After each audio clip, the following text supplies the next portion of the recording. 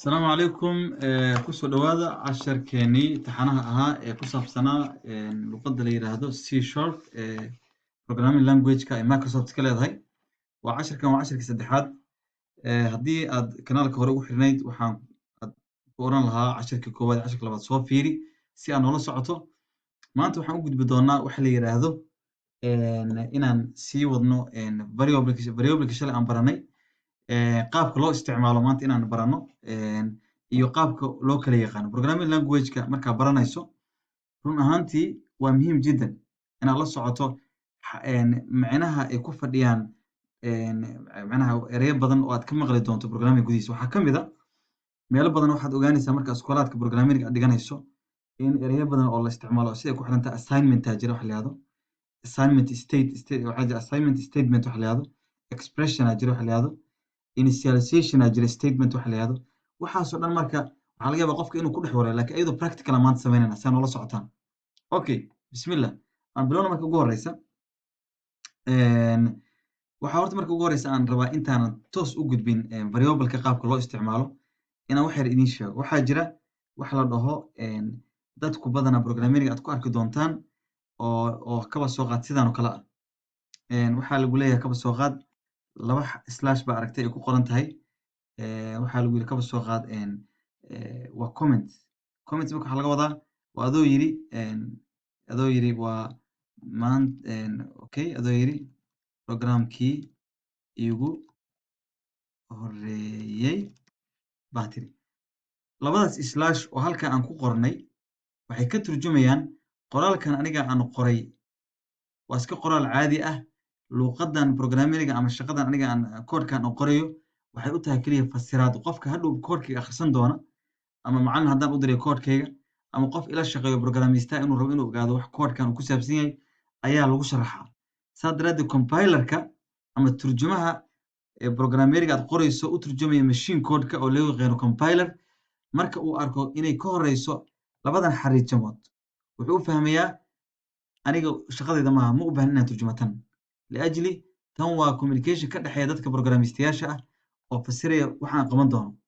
marka hadda kaba soo qaad waxaan qortay aniga programkii ugu horeeyay saa daraaddeed waxa hoostan linkan ka hoos mari doona waa programming-ga bilaabanaya wey. comments-aa la dhahaa marka badanaa way iska fiican tahay comments-ka in la qoro.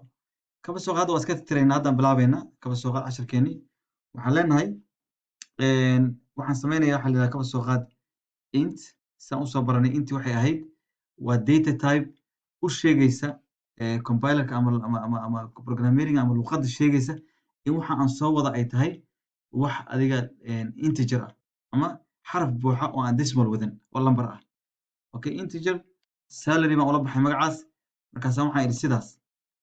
marka waxaan sameeyey haddadan int oo ah data type-ki iyo magacaan ula baxay oo salary ah kadibna comment yar baan daba dhigi karaa oo aan leeyahay tani waa maxay waxaan ka wadaa waa assignment waxa la yiraahdo statement. macnaheedu waxaan sameeyey wax kale ma aha assignment statement haddaa maqashaan wax kale ma aha waxaa loola jeedaa waxaan sameeyey waxaan samaystay ama assignment statement haba dhihin ba iska tuurtan. okay waxaan samaystay variable baan sameeyey. okay halkan Soomaalian ku qoran karna waxaan dhihi karnaa waxa aan okay kani waa variable. okay variable way soma waxaan samaystay variable kan waa variable aan u baxshay salary wala socotana umaleynaya. okay waa ka wareegaynaa marka variable-ka aan samaystay ayaan rabaa inaan ku shubto tiro. marka waxaan leeyahay java variable-ka salary waa ii samaysan yahay salary markaan computer ku garanaya saa ujeedaa mujdan salary soo baxay maadaama hore ayaan waxaan ugu soo samaystay declaration. tan marka waxaa loo yaqaanaa markaad salary marka variable samaysanayso programming wuxuu u yaqaanaa waxa la yiraahdaa declaration. hadda waxaan declare gareeyay data type int ah oo magacaan u bixiyay salary. alright salary-gaygi marka oo ku celinaya salary ah uu ii soo qoray soo jeedaan markaas waxaan sameynayaa salary-gi waxaan ku shubanayaa 200. saa daraaddeed marka salary hadda kadib wuxuu ii haynayaa lambarka la dhaho 200. okay waxbaan intusayaa marka commentiga aan soo baranaa qoranaya markaas waxaan leeyahay halka hadda waxaan sameeyey assignment statement. Okay, maxaan ka wadaa assignment? Okay, khaladaan qoraa halkaas inaan saxo. Assignment. Okay, assignment statement.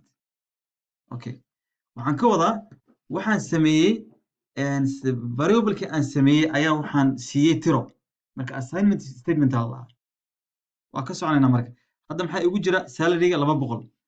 waxaan rabaa marka inaan idin tuso salary-ga waxa igu dhex jira aan computerka shaashada kusoo qoro. saan usoo baran waxaan u yeeran jirnay object la yiraahdo haddaa xasuustaan console. Okay, waxaan uga sii yeeran jirnay right line. Okay, kadibna waxaan rabnaa inaan soo saarno salary waxa ku jira. halkan waxaan ku qorayaa salary. Okay, waan xirayaa kadibna waxaan leeyahay run. maxaa hadda idhi variable baan samaystay la salary. salary-ga waxaan ku shubtay 200 kadibna waxaan rabaa salary waxa ku jira inaan arko. marka console right line waxa banaanka igu soo saaray tus waxa ku jira. run de bas fogeynaa.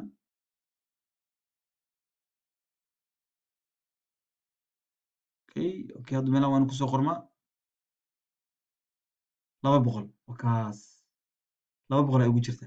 si aan u sii qeexo si xogaa ka qurux badan ila fiiriya halkan marka.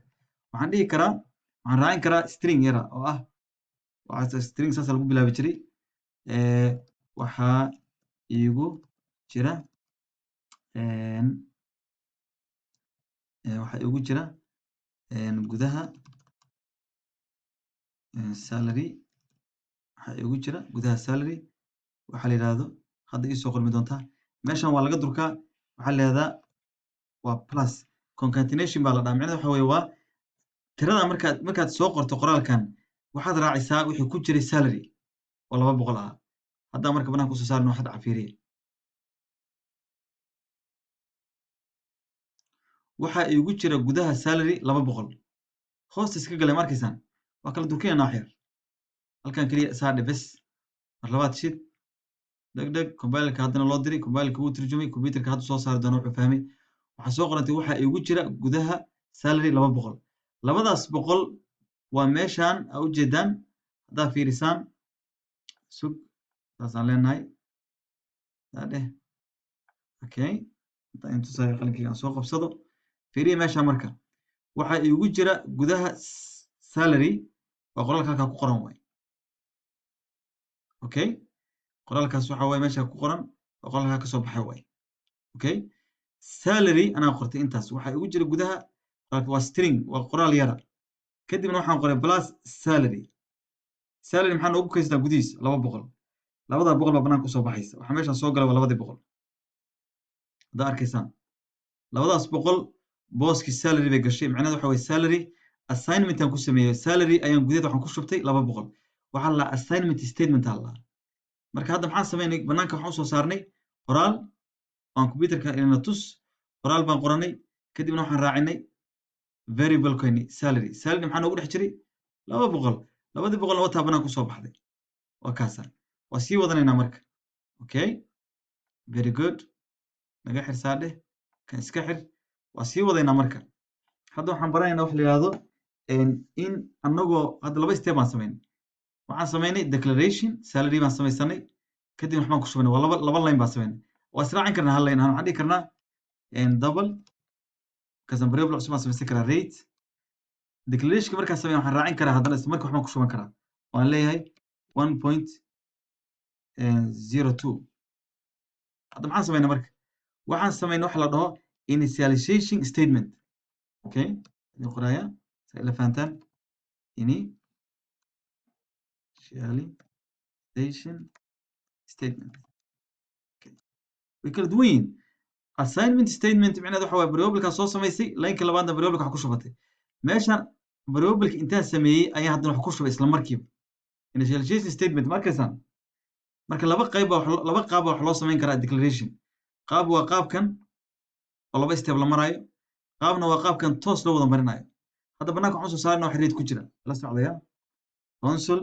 okay object ah aan u yeeranay console right line degdeg waxaan samaysanay qoraal yar baan qorayaa intusaysa waxaa igu jira rate waxaan leenahay waxaa igu jira variable-ka variable-ka rate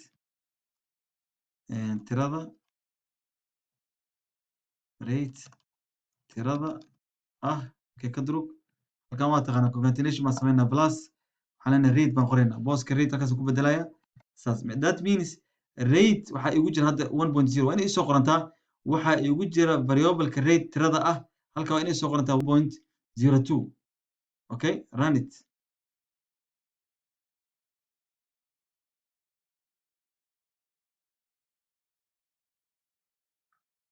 okay run